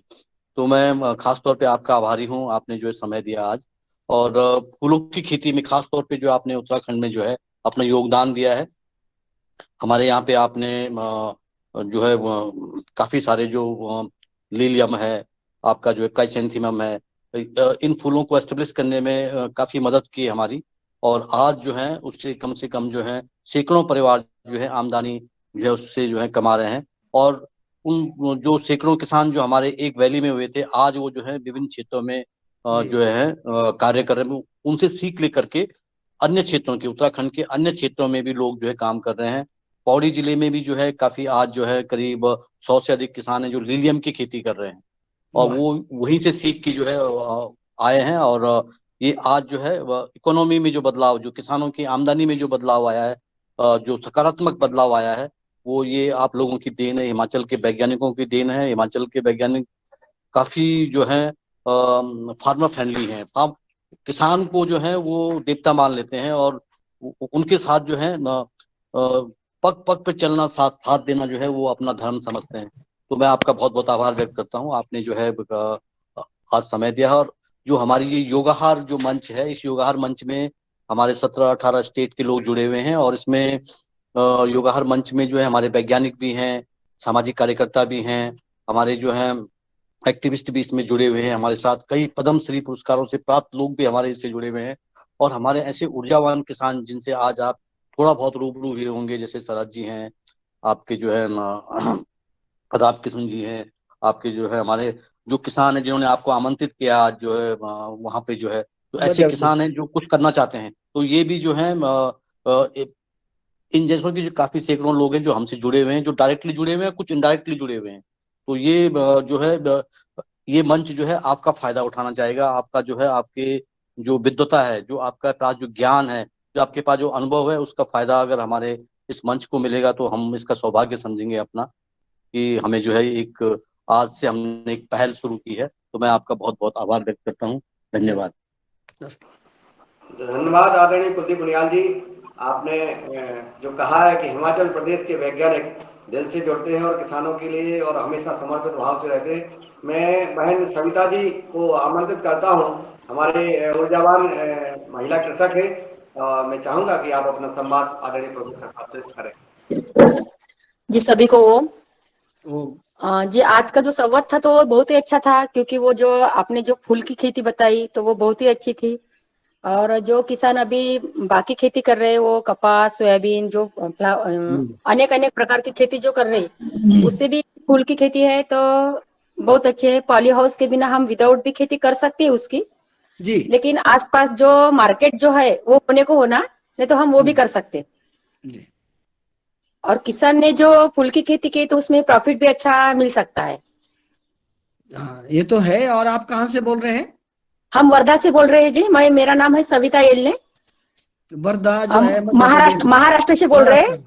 वर्धा, हाँ वर्धा डिस्ट्रिक्ट। मैं अकोला जो है, अकोला जाता रहता हूँ, और अमरावती से होते हुए वहाँ इंटरव्यू लेना या एग्जाम लेना वहाँ मेरा है। और यहाँ जहाँ शिरडी के पास रावरी जगह है वहाँ भी गया हूँ। तो आपका काफी अच्छा हो सकता है। और क्योंकि वहाँ जैसे मैंने आपको कहा फार्मर को जब मैं अभी भाषण में बोल रहा था कि वहाँ की लोकेशन को देख के वहाँ कितनी संख्या है, कितने मंदिर हैं और कौन कौन से आपके पास पानी की व्यवस्था है कि नहीं है, और ट्रांसपोर्टेशन का जब जैसे रोड वगैरह नेटवर्क ठीक है, तो ये सारी चीजें देख के ये सारी चीजें हो सकती है। तो आपको जैसे मैंने सभी लोगों को कहा, आपको भी ये कह रहा हूँ कि आप बिना किसी झिझक से इसमें काम कर सकते हैं, बशर्ते आपको पता होना चाहिए कि कौन से पुष्प और कौन सी वैरायटी लगाई जाए, ओपन में या पॉली हाउस में या नर्सरी का या बीज उत्पादन का या लैंडस्केपिंग का, कई तरह के। या जैसे मैंने एक बात मैं उस पे करूंगा बात पवन जी से कि एक मेरा पूरे भारतवर्ष में बहुत बड़ा फेमस लेक्चर है, employment opportunity in floriculture and landscaping. ये 1-1.5 घंटे का है, उसमें जब समय मिलेगा तो मैं जरूर शेयर करूंगा, क्योंकि मेरे पास थोड़ा सा कंप्यूटर की प्रॉब्लम है आजकल, तो उसमें फिर मैं ऑनलाइन आपको भाषण दे सकता हूँ। वो बहुत उसमें लगभग 18 तरह के एंटरप्राइजेज हैं जो आपको लगेगा कि फूलों की खेती ही नहीं है, उसमें और भी चीजें जुड़ी हुई। जी जी जी वैसे तो हम लोग जो मैं करती हूँ तो वो मेरी वेजिटेबल की खेती है जी, और बाकी खेती जो है तो वो लगा कि मेरे फूल भी बस गेंदे के फूल अभी अवेलेबल है जी, तो थोड़े से है तो हम थोड़ा सा मार्केट हम कर सकते हैं। जी जी हाँ जी। हो सकता है, बहुत अच्छा हो सकता है। धन्यवाद जी। नमस्कार। हाँ जी धन्यवाद आदरणीय सविता बहन जी, आपने अपना आदरणीय प्रोफेसर साहब से संवाद किया। और मैं आमंत्रित करता हूँ आदरणीय अशोक वर्मा जी, अगर मेरी आवाज़ आप तक पहुँच रही हो तो आप अनम्यूट करके और अपना संवाद करें आदरणीय प्रोफेसर साहब से। जी सत्ता जी, और कुछ बात करना चाहते हैं क्या? आप अभी अनम्यूट हैं, आप म्यूट, अगर आपकी बात हो गई तो म्यूट कर लें। जी, अगर सदन में हमारा कोई भी भाई बहन आदरणीय प्रोफेसर साहब से कोई फूलों के बारे में अपनी बात रखना चाहते हैं तो अनम्यूट करके सादर आमंत्रित हैं, क्योंकि अब समय लगभग समापन की ओर हो रहा है। कोई भी भाई बहन अगर किसी के मन में कोई सवाल हो, कोई सुझाव हो, कोई बात करना चाहता है तो सादर आमंत्रित हैं। अब मैं समापन के लिए आदरणीय बहन रंजना जी को सादर आमंत्रित करता हूँ कि वो आए और अपनी बात रख के सभी का आभार ज्ञापित करने का कष्ट करें। ओम जी ओम। वर्मा जी जुड़े तो हैं अशोक वर्मा? नहीं, वो आवाज नहीं पहुंच रही उनके पास, नेटवर्क प्रॉब्लम होगी। जी चलिए, म्यूट है, खुल नहीं रहा म्यूट उनका। म्यूट खोलिए वर्मा जी, म्यूट, आपके म्यूट पे उंगली रखिए, जब खुलेगा वो।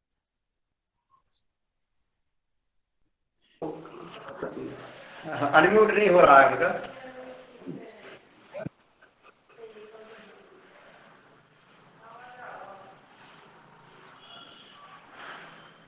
वर्मा जी अनम्यूट नहीं हो रहे हैं आप। मैं सर चाहूंगा कि क्लोजिंग हो जाए, मुझे 3-4 जरूरी फोन आ रहे हैं। जी जी, और बीच में मेरे से बात कर सकते हैं। आज का हाँ हो गया है सेशन। आदरणीय रंजना जी आभार ज्ञापित करने का कष्ट करें। हेलो हो गया सर। हेलो जी सभी लोगों को मेरा प्रणाम। मैं अशोक वर्मा, जी सर, छत्तीसगढ़ राज्य वन विकास निगम में मैं रिटायर हो चुका हूँ और अपने बच्चों के पास अभी यूएस में ही रह रहा हूँ। तो मैं पहली बार प्रदीप राज जी ने आज सुबह मुझे बतलाया तो मैं काफ़ी प्रभावित हुआ इस कार्यक्रम को देखकर, और सभी लोगों का मैं बहुत बहुत धन्यवाद करता हूँ। उन्होंने मुझे ये बोला था कि आप कुछ अगर बतला सकते हैं तो सर, क्योंकि मेरी पूरी कॉलेज के बाद पूरी लाइफ फॉरेस्ट में गुजरी है, तो मैं किसानों के हित के लिए 3 प्लांटेशनों के बारे में बतला सकता हूँ। सबसे कम समय के लिए एक यूकेलिप्टस, उससे ज्यादा समय के लिए बांस, और तीसरा सागौन। किसानों के पास जो एकदम से खराब अनुपयोगी जमीन पड़ी है जिसका कि कोई उपयोगी नहीं होता है, या बहुत ज्यादा मात्रा में वहां पर कचरा होने के कारण कोई फसल नहीं ले पाते। ऐसे के लिए मैं कुछ दिन में प्रिपेयर करके आपसे निवेदन करूंगा कि मुझे भी इस कार्यक्रम में सम्मिलित करें। बहुत बहुत धन्यवाद। सर जी, गुप्ता जी का भी बहुत बहुत धन्यवाद। सुना, बहुत अच्छा लगा। नहीं सर, बहुत अच्छा है। आप हमारे लिए हम एक बहुत ही वरिष्ठ, और मैं क्योंकि छत्तीसगढ़ में रायपुर में भी गया हूँ, वहां पर एक पार्क है बहुत बड़ा इंडिया का, उसमें भी मुझे ले गए थे वो, अच्छा, जहाँ हाँ, ऊर्जा पार्क। हाँ जी, तो वहाँ बहुत ही, रायपुर में तो बहुत डेवलपमेंट हो रही है अब जी। अभी तो क्या पिछले 15 महीने से मैं यहीं पे हूँ बच्चों के पास। जी सर। NRI हो गया हूँ, लेकिन इंडिया जैसे आनंद कहीं नहीं है सर। बहुत बहुत बहुत बहुत ही सर, आपने तो दिल एक अच्छी बात की है, जी, क्योंकि हम अगर इंडिया को अच्छे ढंग से देख लें तो हमारा एक लाइफ बन गई बस। इंडिया में सब कुछ है। बहुत हम लोगों को पॉपुलेशन, सबसे पहले तो मैं ये बोलूंगा, पॉपुलेशन कंट्रोल करने की आवश्यकता है। और हमारे लोगों को ईश्वर बुद्धि दे, जैसे मोदी जी ने किया है कि भाई स्वच्छता अभियान करें, कुछ इस टाइप से हमारे देश में होना चाहिए। हमारे बाबा रामदेव जी भी कितनी अच्छी अच्छी चीजें बताती है, अगर उसका अनुपालन करें तो हमारा इंडिया तो नंबर 1 पे आएगा, नंबर 1 पे आएगा। जी बिल्कुल, इसमें कोई दो राय नहीं है। बाबा रामदेव जी से हम 1998 के बाद से जुड़े हैं, हमने इनके कैंप भी किए हैं सर। और अब क्योंकि 3 बार मैं, 2 बार योगराम में और 1 बार पतंजलि वेलनेस में आया हूं अभी, तो एक ऐसा भारतवर्ष में एक सिस्टम को चेंज करने के लिए जितना योगदान इनका है, वो शायद किसी साधु संत का नहीं है, जो आजकल की जिसमें है। बिल्कुल सही बोल रहे हैं आप। और जो आप देखो ना, बड़े बड़े मल्टी बिलियनियर है इंडिया में, वो आम आदमी से मिलते हैं, ये 5 बजे बैठ जाते हैं सबके साथ। तो यही एक सिंपलिसिटी है, और ये आम आदमी को समझना चाहिए। लोग कई हमारे भी रिश्तेदारी में है, दोस्त सर्कल में, कि क्यों चले गए यार वहां। मैंने कहा मूर्खो, आपको पता ही नहीं है कि तुम्हारी जिंदगी कितने बदलने वाली है। अब हम भी खाना खाते थे, डट के खाते थे, जब से हमने कंटिन्यू किया, हमारा जो नॉर्मल से भूख है हमें, बाकी नहीं है, अब वो लालच ही नहीं रहा है। तो इस तरह से है सर।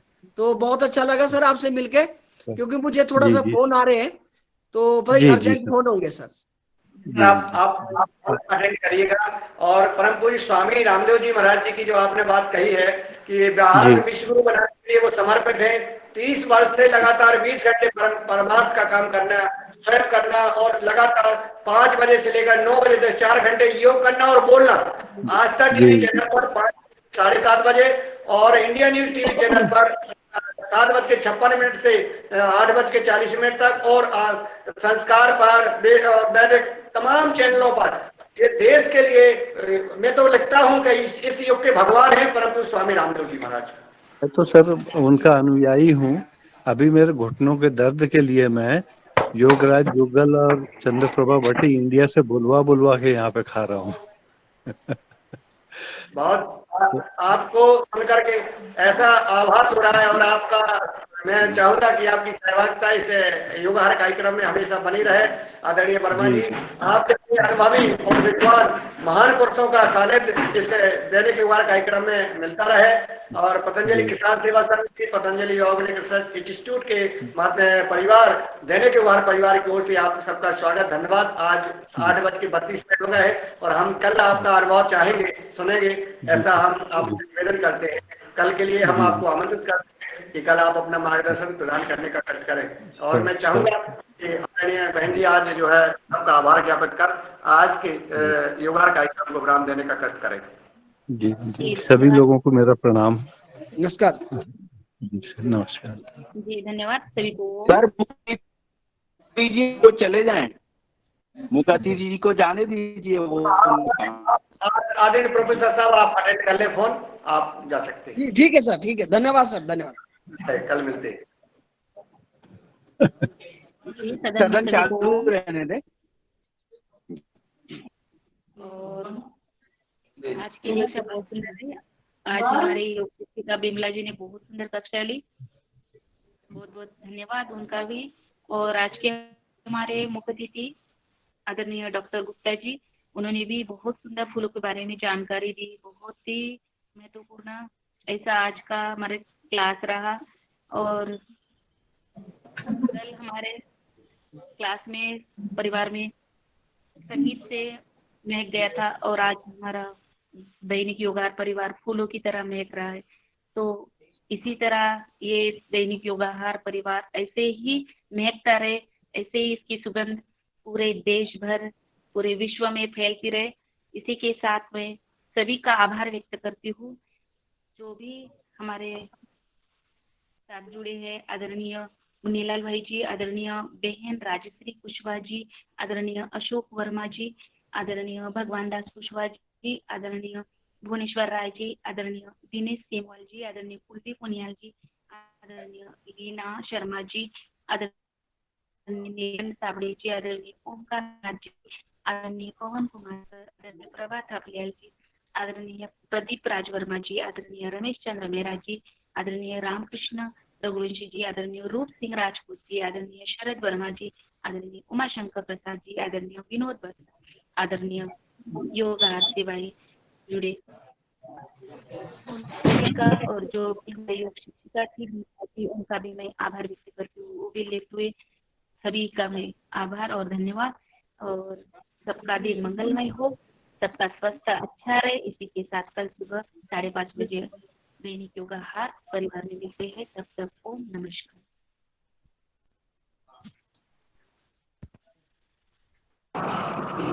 आदरणीय वर्मा जी से धन्यवाद। आदरणीय बहन जी आपका, आपने सबका आभार ज्ञापित किया। और आज वर्मा जी से मिलकर के हमें बहुत सुकून मिल रहा है।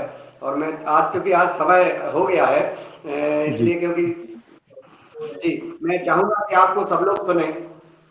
तो कल सर अगर मैं आपका सर कल जी तो नहीं, 2-4 दिन मैं थोड़ा से व्यस्त रहूंगा इधर। फिर मैं आपसे खुद समय मांगूंगा और उस समय पर मैं अपना योगदान जरूर दूंगा इस कार्यक्रम में। क्योंकि आपका अनुभव हमें चाहिए, चाहे 1 दिन लगे या 2 दिन लगे सर या 3 दिन लगे, लेकिन आपका अनुभव हम बिल्कुल सजोना चाहते हैं। आपका अनुभव बिल्कुल संग्रह बिल्कुल करना सर, चाहते बिल्कुल सर, बिल्कुल। मैं निश्चित रूप से आपको आश्वासन देता हूँ कि बिल्कुल आप मतलब इस कार्यक्रम में मैं लगातार योगदान करते रहूंगा। हैं। ये रिकॉर्ड होता है, ये कार्यक्रम रिकॉर्ड हो रहा है। जो भी आपने बोला वो पूरा रिकॉर्ड हुआ है, ताकि रिकॉर्ड हो जाएगा तो आगे आने वाली पीढ़ियों तक ये संग्रहित हो रहा है। क्योंकि जी हमें जी